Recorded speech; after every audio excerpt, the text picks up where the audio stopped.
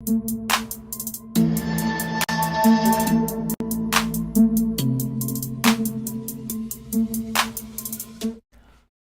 up, nation?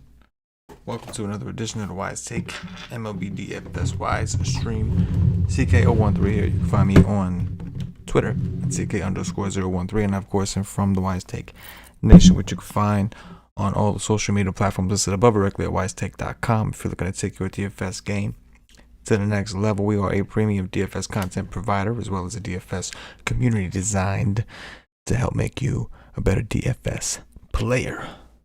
Go check us out at WiseTake.com. The pass is available. That being said, if you're new to this channel, welcome. You've come to the right place for some free fire DFS content. So make sure you subscribe, hit the notifications bell, and don't miss out on any of the free content we put out. Currently covering slates Monday through Friday for MLB, meaning we stream Sunday night through Thursday night, making this the last show of the week. Happy Friday, ladies and gentlemen. Hopefully you're prepared and ready to take on the weekend, man. I know I am. Pat Bush, what's going on, man? Says he's in the middle of the pack, stack Pirates and Cardinals. I had three teams, and one of them was a game stack of that game. Guess all you needed was the Pirates. Of course, the Cardinals cost a little bit more money. The Cardinals have been death to me, man. They've just not been good to me. As a matter of fact, I think recently the one time they kind of went off, they weren't on a main slate. Other than that, I've been playing them because they're low owned and often in good matchups, and they're just terrible right now. Righties, lefties don't matter. It's just terrible. But they got me again. They got me again. Anyway, we've got a 13-game slate. 13 is my favorite number. So I'm hoping to make some things happen on this one, man. It's massive. Good show. I mean, good way to end the week. For this show, right? We still cover baseball at wisetake.com Saturday, and then Sunday we still have the projections and cheat sheets that go up. And shout out to those of you who are new to the nation. A couple of new people joined. We got a couple of new faces in the Slack, trying to get that thing rolling again, make that thing what it used to be, what it needs to be. It's a big part of the community, so if you're a monthly member or higher, make sure you get access to the Slack and participate, man. Let's see it. Participate. You know, Pat Bush has been red hot. NBA, MLB doing dirties. Leonard's been in there grinding it out. So let's go. Let's get some new faces. Let's get some new conversations, some new strategies discussed. Go check it out. Shout out to those of you who do what you do. I know I've seen my boy MD Smitty, my boy MG, a couple OG members. Been chopping it up in there, and every now and again you'll see a real old school member pop his head in. So hopefully we can get that thing rolling. Anyway, moving on to top pitchers. So I'm not going to spend a ton of time on everybody, but we will hit on a few. Carlos Rodon to me looks like the SP1, or at least tied for the SP1. Him and Framber, I think, are in the same boat. Now Framber, keep in mind that last year, he had a 26.4% K rate. It's a little bit more where he's at. Small sample this year, K rate's been down, but he's playing Detroit, who is dead last in WRC plus against lefties with a 129 ISO. Dead last in WRC plus. Yeah, that's what I said. 129 ISO and a 29.6% K rate against lefties. Rodon is playing Seattle, who's got a 27.6% K rate, and it's just not much better. Framber has a little bit of a park edge in Detroit, so Rodon at home in Chicago. But I mean, take your pick. If you can find a way to play them both in tournaments or cash, I would say go for it. You have my blessing. Problem is, there's some expensive bats that I think people are going to want in cash games. So there's always that, but it's tough. After that, it's like tournament land. So Manaea has been good, but he is playing the Giants, who are one of the better teams against lefties. 23.4% K rate, a 184 ISO, a 110 WRC plus. That should be an interesting matchup. The game is in San Francisco, but regardless of which park it was going to be a pitcher's park. Pablo Lopez is solid. He's playing a Nationals team that seems to be heating up a little bit offensively, while the Nationals are not going to cover off the ball this season against righties with a 93 WRC plus and a 145 ISO. They do have a 22.7% K rate. They're a team that can be tough to strike out. but the ownership on Pablo's got to be low. Kikuchi's been having a real solid year, real solid numbers. Problem is, park downgrade for him in Chicago on the other side of that Rodon game. The other issue is the White Sox, second best team in WRC plus against lefties this season at 120 with a 343 WOBA and a 179 ISO. But again, tournaments, nonetheless. I'm not a Chris Paddock guy. It does look like Chris Paddock's been a little bit better. I don't love the price on DraftKings. 8.5 on FanDuel is not terrible, but if I'm looking at Chris Paddock, it's going to be more as an SP2, and so that price bothers me a little bit. But I will acknowledge that his xFIP is pretty solid, and he's playing Arizona, who has really struggled against righties this year. Second lowest WRC plus in the league against righties with a 286 WOBA, a 128 ISO, and a 24.9% K rate. I expect people to go to him. I like Manoah. 49% fly ball rate in this hitter's park in Buffalo. Scary. 4.51 xFIP, 3.95 Sierra. Pretty big difference there. 27.3% K rate, though. Kind of interesting. 8-1. Right? You look at this list, there's really not a lot of cheap guys that we're going to be interested in on this list. So I think that Manoah is definitely in the conversation as the SP2 to save some money with. If we take a look at Baltimore, while the park is terrible, Baltimore, one of the worst teams in the league against righties with an 82 WRC plus, 287 WOBA, 151 ISO. I don't want to hear nothing because their home park is one of the best hitting parks in the game, and they have a 25.2% K rate. So I think he'll get some love. That's my point. I like Griffin Canning for tournaments. He's got a massive park out there in Tampa. He's got a 24.4% K rate. If we take a look at his numbers last year, 23.5. So he's about where he was. But he's playing Tampa in Tampa. Again, we talked about a pitcher's park. Tampa is good. They're very good, right? Coming off their World Series appearance. 177 ISO, 108 WRC plus against righties, but a 26% strikeout rate. And that's really what makes them such a good team to attack for tournaments. So I think Griffin Canning is definitely on the table. After that, it's ugly. After that, there's really not. There's one more guy that's cheap, and that's Dane Dooning. Look. He has been on the wrong side of luck. 384 batting average balls in play. I mean, he's got a 55% ground ball rate, a 24.8% K rate. That's solid. 3.39 xFIP, very good. 3.72 Sierra, still good. Now he will be facing the Royals, who have a 91 WRC plus and a 145 ISO, but they only have a 22% K rate. That's the scary part. But as an SP2 on DraftKings, 6,400, that's just, I'm going to do it, right? I'm going to do that, especially for tournaments because you're going to want some money for some of these bats, man. You're going to want some money for some of these bats. That's the top pitchers, top offenses. So expect Houston to be chalky. I'm only starting with Houston. They won't even be the most popular. I think Toronto will be. We'll get to that next. But Willie Peralta has not been good.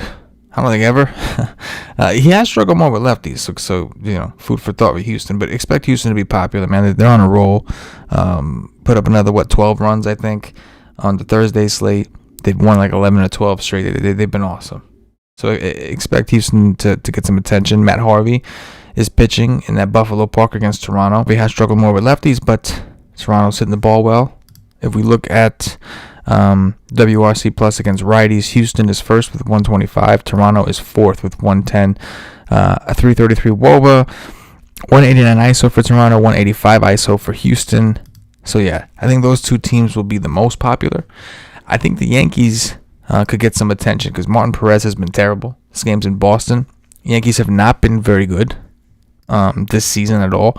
They have not been very good against lefties. 166 ISO, 98 WRC plus. This is a team that years ago, man, people became wealthy on playing the Yankees against a lefty, more so at home. But this year that just hasn't been the case. But they are implied for like 5.5 runs, so I expect them to get some love and be a little popular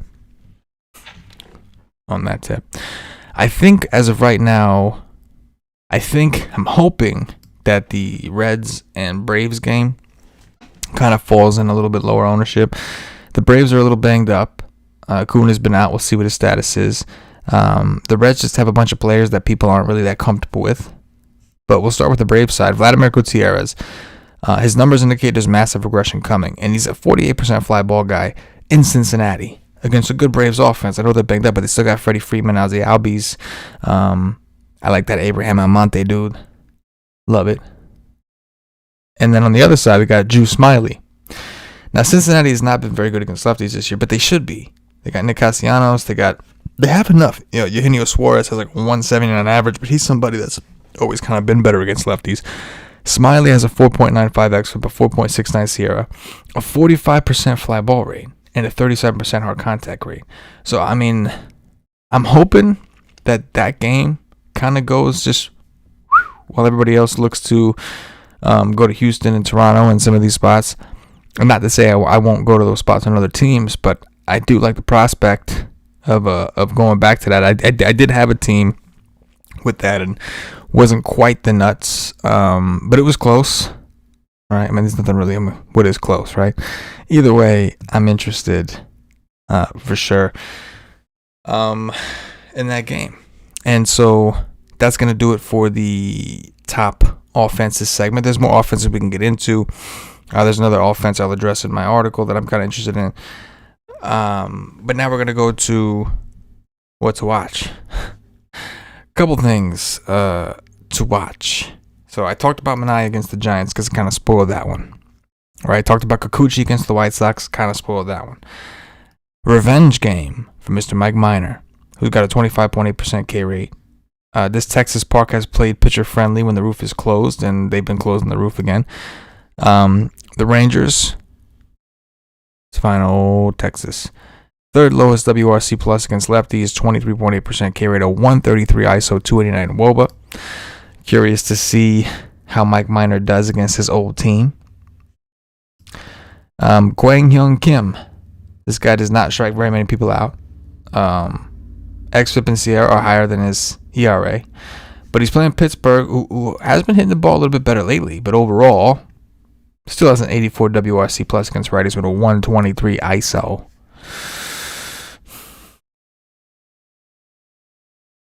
That's how that goes. Josh Fleming. He's playing the Angels. The Angels have actually been playing well. And against lefties, you can see they're tied with Oakland for the fourth highest WRC plus. They have a 181 ISO and a 21.4% K rate. The game is in Tampa, however, which is not a great place to take hitters in, right? And Fleming himself, while he does have an xFIP under 4 and a Sierra just over 4, he's got a 15% K rate. That is just really, really low. So expect a lot of balls to be put in play, and we'll see which way that kind of goes. Last but not least, John Lester, who everybody loves to hate, going into Miami against Miami. Last year, Miami was really good against lefties. This year, not so much. They have a 28.3% K rate at 144 ISO, a 285 OBA, and an 84 WRC plus. So they've really struggled this year against lefties. But it is John Lester. Nobody's going to blame you if you want to take some shots. And there's been a couple games, a few and far in between, but there's been a couple games where Miami's done a little something. I skipped over another one. I'm glad he's highlighted from my other computer. Domingo Germán against Boston. Hitters Park, 44% fly ball rate. Boston's ownership's going to be low. So it's kind of interesting looking at Domingo Germán's numbers, right? Boston, one of the top offenses in the game against righties. They do have a 24.7% K rate, but they have a 190 ISO. It's always good. They're at home in the Hitters Park. There's a lot to keep an eye on. It's a massive slate, 13 games. What you expect? A lot to get to. Last but not least, we will get to our Dong Watch, looking for home runs.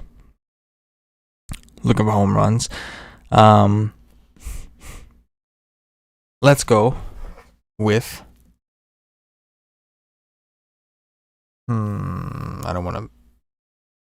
let's go Eugenio Suarez. F it. Eugenio Suarez, who's been terrible this year. I think he hits a home run off Smiley. If he doesn't strike out the 2 or 3 times he faces him, I think he's a home run. Next up, I'll go Adam Duvall against John Lester. I'll take one of the Miami dudes against John Lester. And then let's go Rafael Devers against Domingo Germán. now that we're on the subject. 44% fly ball rate. Let's go Rafael Devers at third base. Yeah, Pat, I agree. I agree on both accounts. Cardinals are awful, and Boston is an interesting play. For sure. But anyway, Nation, that's going to do it for this edition of the Wise Stream. Don't forget to the like button on your way out. Again, last show of the week, so make sure you have a great weekend. Leave some comments. I love hearing all the comments. I love hearing some feedback from y'all, whether it's about the slate or about the show. Just love to hear it. So continue to leave your comments. Share the show as much as you can. Greatly appreciate it. The more we're able to grow, the more we're able to put back into the products, into our content. And hopefully I'll catch you on the Slack. So for myself, the entire WiseTake Nation, as always, you have yourselves a phenomenal weekend and good luck. Yeah.